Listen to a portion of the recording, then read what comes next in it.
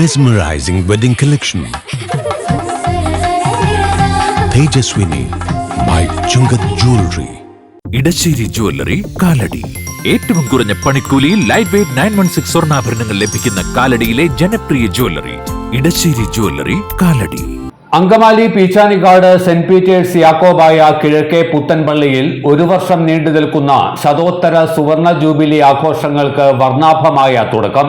ജീവകാരുണ്യ സാമൂഹ്യക്ഷേമ പ്രവർത്തനങ്ങൾക്കാണ് ജൂബിലി വർഷത്തിൽ ഊന്നൽ നൽകുന്നത്. അങ്കമാലി പീച്ചാനിക്കാട് ഗ്രാമത്തിന് അഭയകേന്ദ്രവും ഐശ്വര്യദായകവുമായി തല ഉയർത്തി നിൽക്കുകയാണ് പരിശുദ്ധരായ പത്രോസ് പൗലോസ് ശ്ലീഹന്മാരുടെ നാമധേയത്തിലുള്ള സെന്റ് പീറ്റേഴ്സ് കിഴക്കേ പുത്തൻപള്ളി. AD 1876 സ്ഥാപിതമായ ദേവാലയം 150 വർഷം പിന്നിടുമ്പോൾ കാരുണ്യ പ്രവർത്തനങ്ങളിൽ ഊന്നിയ വിവിധ പരിപാടികളോടെ ശതോത്തര സുവർണ ജൂബിലി കൊണ്ടാടുകയാണ്. ജൂബിലി ആഘോഷങ്ങളുടെ സമാരംഭം പൊതുജനങ്ങളെ അറിയിക്കാൻ ദേവാലയമുറ്റത്തു നിന്നും വാഹന വിളംബര ജാഥ നടന്നു.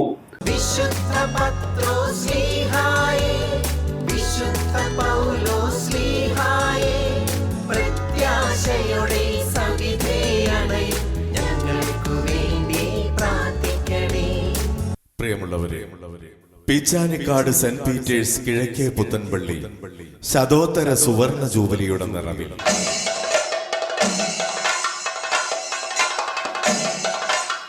ശതോത്തര സുവർണ ജൂബിലിയുടെ ഭാഗമായുള്ള വിളംബര റാലി ഇതാ ഈ വഴിത്താരയിലൂടെ കടന്നു വരികയാണ്. 1.5 നൂറ്റാണ്ടിനിടെ ഒട്ടേറെ തലമുറകളുടെ കാലടികൾ പതിഞ്ഞ സെന്റ് പീറ്റേഴ്സ് കിഴക്കേ പുത്തൻപള്ളിയുടെ തിരുമുറ്റത്ത് ഈ റാലിക്ക് സമാപനം കുറിക്കുമ്പോൾ ആദരണീയനായ പള്ളി വികാരി റവറൻ ഫാദർ എൽദോ ചക്കാട്ടിൽ അധ്യക്ഷത വഹിക്കുന്ന ചടങ്ങിൽ മഹാജൂബിലി ആഘോഷ സമ്മേളനം അഭിവന്യ ഡോക്ടർ മാത്യൂസ് മോർ അന്തീമോസ് മെത്രാപ്പോലീത്ത ഉദ്ഘാടനം ചെയ്യുകയാണ്. ആദരണീയനായ Angamaly MLA Shri Roji M. John, അങ്കമാലിയുടെ നഗരപിതാവ് അഡ്വക്കേറ്റ് ഷിയോ പോൾ, LF ആശുപത്രി director reverend father Thomas Vaikathuparambil, മേഖലയിലെ വൈദികർ, ഒട്ടേറെ പ്രമുഖ വ്യക്തിത്വങ്ങൾ തുടങ്ങിയവർ പൊതുസമ്മേളനത്തിൽ നിങ്ങളെ അഭിസംബോധന ചെയ്യുന്നു. ഏവർക്കും മഹാജൂബിലി പൊതുസമ്മേളനത്തിലേക്ക് സ്നേഹോഷ്മളമായ ഹൃദ്യമായ സ്വാഗതം.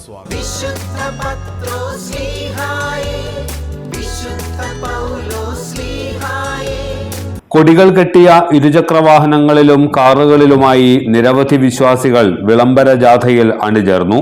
മങ്ങാട്ടുകര, ചാക്കരപ്പറമ്പ്, അങ്കമാലി, കരയാമ്പറമ്പ്, കറുകുറ്റി തുടങ്ങിയ വിവിധ പ്രദേശങ്ങളിലൂടെ ജാഥ കടന്നുപോയി. ജാഥ പള്ളിയിൽ പ്രവേശിച്ച ശേഷം അഭിവന്ദ്യ ഡോക്ടർ മാത്യൂസ് മോർ അന്തീമോസ് മെത്രാപ്പോലീത്തയുടെ മുഖ്യ കാർമ്മികത്വത്തിൽ സന്ധ്യാ നമസ്കാരം നടന്നു. തുടർന്ന് അഭിവന്ദ്യ മെത്രാപ്പോലീത്ത ശതോത്തര സുവർണ ജൂബിലി ജ്വാല തെളിയിച്ചു. റോജി M. ജോൺ MLA അടക്കമുള്ള ജനപ്രതിനിധികളും വൈദികരും ആഘോഷ കമ്മിറ്റി ഭാരവാഹികളും ചടങ്ങിൽ പങ്കെടുത്തു. ജൂബിലി ആഘോഷങ്ങൾ സമാപിക്കുന്നതുവരെയുള്ള ഒരു വർഷക്കാലം കൂറ്റൻ മെഴുകുതിരിയിൽ ജ്വാല അണയാതെ ജ്വലിച്ചു നിൽക്കും. പിന്നീട് പള്ളി ഹാളിൽ ജൂബിലി സമാരംഭ പൊതുസമ്മേളനം ചേർന്നു. ഡോക്ടർ മാത്യൂസ് മോർ അന്തീമോസ് മെത്രാപ്പോലീത്ത ഭദ്രദീപം തെളിയിച്ച് ഉദ്ഘാടനം ചെയ്തു.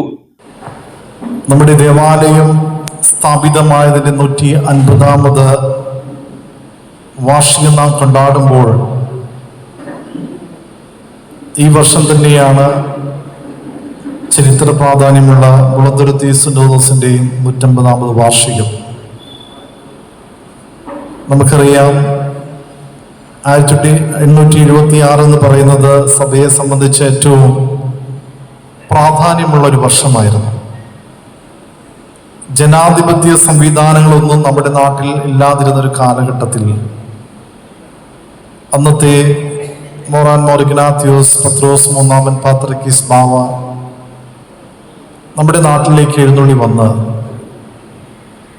ആദ്യമായിട്ട് ഈ സഭയെ ആദ്യം 4 ഭദ്രാസനങ്ങളും പിന്നെ 7 ഭദ്രാസനങ്ങളുമായി വിഭജിച്ച് ഓരോ ഭദ്രാസനങ്ങൾക്കും മെത്രാപ്പൊലിത്തന്മാരെ വാഴിച്ച് ഇതം പ്രദമായിട്ട് ഒരു വൈദികരും ജനങ്ങളും അടങ്ങുന്നതായ ഒരു ഭരണ സംവിധാനത്തിന് തുടക്കം കുറിച്ച വർഷമാണ് 1876. അന്ന് നമ്മുടെ രാജ്യം നാട്ടുരാജാക്കന്മാരാണ് ഭരിച്ചിരുന്നത്. ജനാധിപത്യത്തെക്കുറിച്ചുള്ള ഒരു ബോധ്യം പോലും അന്നത്തെ സമൂഹത്തിൽ ഉണ്ടായിരുന്നില്ല. ലോകമെമ്പാടും നോക്കുമ്പോഴും എവിടെയും ചക്രവർത്തിമാരും രാജാക്കന്മാരുമാണ് അക്കാലത്ത് ഭരിച്ചിരുന്നത്. അവിടെയാണ്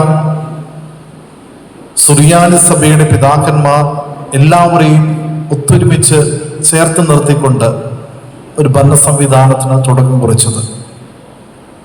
ഞാൻ ഇത്രയും പറഞ്ഞത് നമ്മുടെ പിതാക്കന്മാർ, നമ്മുടെ പൂർവികന്മാർ എത്രമാത്രം സഭയെ സ്നേഹിച്ചു എന്നുള്ളതാവുന്നതിൻ്റെ ഒരു ബാക്കിപത്രം. ഈ പരിശുദ്ധ സഭ കാലങ്ങളെ അതിജീവിച്ച് നിലനിൽക്കണം, അതിൽ കൂടി തലമുറകളെ വാർത്തെടുക്കണം, ആ പ്രകാശം ലോകത്തിന് നൽകണമെന്നുള്ള വലിയ സ്വപ്നങ്ങളാണ് ഇത്തരത്തിലുള്ള സംവിധാനങ്ങളുടെ പുറകിൽ നമുക്ക് കാണാൻ സാധിക്കുക. പള്ളി വികാരി ഫാദർ എൽദോ മാത്യു ചക്കാട്ടിൽ അധ്യക്ഷനായിരുന്നു. വൃക്കരോഗികൾക്ക് ഒരു കൈത്താങ്ങ് സ്നേഹസ്പർശം പദ്ധതിയുടെ ഉദ്ഘാടനം റോജി എം ജോൺ MLA നിർവഹിച്ചു. ഇവിടെ അഭിവന്ദ്യ തിരുമേനി സൂചിപ്പിച്ചതുപോലെ 150 വർഷങ്ങൾക്ക് മുമ്പുള്ള ഈ പീച്ചാനിക്കാട് പ്രദേശം എങ്ങനെയായിരുന്നുവെന്ന് ഒരുപക്ഷെ നമുക്ക് ചിന്തിക്കാൻ പോലും സാധിക്കുന്നതിന് അപ്പുറത്തുള്ള ഒരു കാലഘട്ടമായിരിക്കും.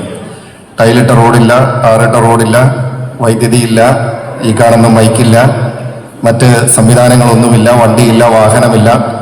അങ്ങനെ ഇന്ന് നമ്മൾ കാണുന്ന യാതൊരു സൗകര്യങ്ങളും ഇല്ലാതിരുന്ന ഒരു കാലഘട്ടത്തിലും ഇവിടെ ഒരു ദേവാലയം ആവശ്യമാണ് എന്ന് നമ്മുടെ പൂർവികർക്ക് തോന്നുകയും ഇവിടെ ഒരു ദേവാലയത്തിന് തുടക്കം കുറിക്കുകയും ചെയ്തു എന്ന് പറയുമ്പോൾ അവരുടെ വിശ്വാസത്തിന്റെ ആഴവും അടിത്തറയും എത്ര വലുതായിരുന്നു എന്ന് നമുക്ക് മനസ്സിലാക്കാൻ സാധിക്കും.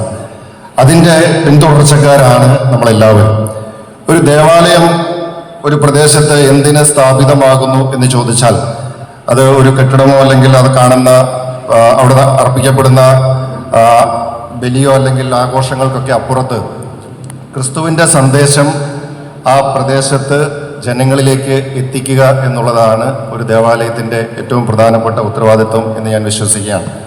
ക്രിസ്തുവിൻ്റെ സന്ദേശം എന്താണ് എന്ന് ചോദിച്ചാൽ, അല്ലെങ്കിൽ ബൈബിളിനെ മൊത്തത്തിൽ ഒരു വാക്കിൽ നമ്മളോട് നിർവചിക്കാൻ പറഞ്ഞാൽ ക്രിസ്തുമതം എന്താണ് എന്ന് ചോദിച്ചാൽ ഞാൻ പറയും ക്രിസ്തുമതം സ്നേഹമാണ്. മർക്കോസിന്റെ സുവിശേഷത്തിൽ ഒരു ന്യായാധിപൻ വന്ന് ക്രിസ്തുവിനോട് ചോദിക്കുന്നുണ്ട്, യേശുവിനോട് ചോദിക്കുന്നുണ്ട്, ഏറ്റവും പ്രധാനപ്പെട്ട കൽപ്പന ഏതാണ്? അതിന് യേശു നൽകുന്ന മറുപടി, നീ നിന്റെ ദൈവമായ കർത്താവിനെ പൂർണ്ണ ഹൃദയത്തോടും പൂർണ്ണ മനസ്സോടും പൂർണ്ണ ആത്മാവോടും പൂർണ്ണ ഹൃദയത്തോടും പൂർണ്ണ ശക്തിയോടും കൂടി സ്നേഹിക്കുക. രണ്ടാമത്തെ കൽപ്പന, നിന്നെ പോലെ നിന്റെ അയൽക്കാരനെയും സ്നേഹിക്കുക.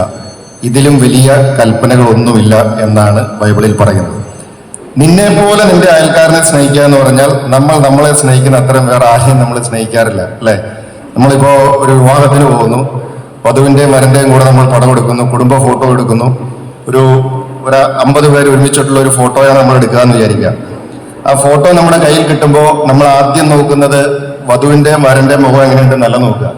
നമ്മൾ ആ ഫോട്ടോ കയ്യിൽ കിട്ടുമ്പോൾ ആദ്യം നോക്കുന്നത് നമ്മുടെ മുഖം എങ്ങനെയുണ്ട് എന്നായിരിക്കും നമ്മൾ നോക്കുക, ശരിയല്ലേ?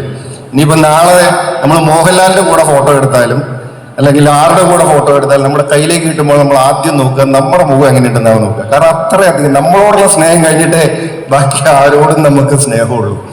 അതുകൊണ്ടാണ് കർത്താവ് പറഞ്ഞത്, നിന്നെ പോലെ, നീ എങ്ങനെയാണോ നിന്നെ സ്നേഹിക്കുന്നത് അതുപോലെ നിന്റെ അയൽക്കാരനെ സ്നേഹിക്കുക എന്നാണ് പറഞ്ഞിരിക്കുന്നത്. അപ്പൊ അതിലെല്ലാം അടങ്ങിയിട്ടുണ്ട്. ആ സ്നേഹം നമുക്ക് പങ്കുവയ്ക്കാൻ സാധിച്ചാൽ തീർച്ചയായിട്ടും ക്രിസ്തുവിന്റെ സന്ദേശം ഈ പ്രദേശത്ത് മുഴുവൻ യാഥാർത്ഥ്യമാകും എന്ന കാര്യത്തിൽ യാതൊരു സംശയവുമില്ല. ജൂബിലി ലോഗോ പ്രകാശനം, സെന്റ് പീറ്റേഴ്സ് മിഷൻ ചാരിറ്റി വിതരണം എന്നിവയും ചടങ്ങിൽ നടന്നു. വർഗീസ് അരീക്കൽ കോറപ്പിസ്കോപ്പ, ward councillor Jasmi Jijo, LF ആശുപത്രി assistant director father Paulson Perepadan, doctor Jaiju James, father Varghese Thaiparambil, father Eldho Varghese, father Geevarghese Mathew Parakkal, father Eldhose Varkey Thekkanath, പള്ളി സഹവികാരി father Elias Paul Kavatt, chevalier Jibi Paul, മുൻ നഗരസഭാ കൗൺസിലർ സ്റ്റെല്ല ജോർജ്, ട്രസ്റ്റിമാരായ PV George, Elias John, general convener Sajan Varkey, publicity convener PK Saju, TC Elias master എന്നിവർ പ്രസംഗിച്ചു. പാട്ടു ഫാമിലി താരങ്ങളായ നിഷാദ് സുൽത്താൻ, സജന നിഷാദ്, ദിൽറൂബ നിഷാദ് എന്നിവർ ചേർന്ന് അവതരിപ്പിച്ച മ്യൂസിക്കൽ നൈറ്റും അരങ്ങേറി.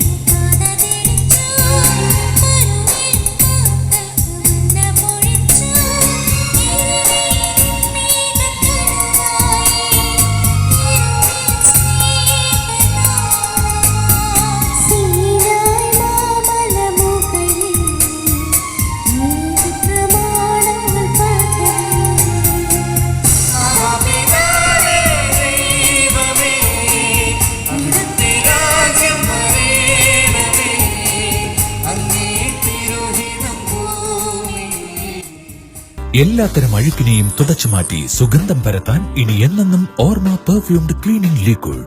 വീടെന്നും സ്വർഗമാക്കാൻ Orma products. Metro wedding plaza, Angamaly. Wow, ഇതെവിടുന്നാ? നമ്മുടെ MV ചാക്കോ ജ്വല്ലറിന്ന് 70 വർഷത്തെ പാരമ്പര്യല്ലേ? MV Chacko jewellers, Angamaly. ഇനി കണ്ണു തുറക്കാം കാഴ്ചയുടെ പുതിയ ലോകത്തേക്ക്. Idimannickal edge opticals, opposite Little Flower hospital, Angamaly.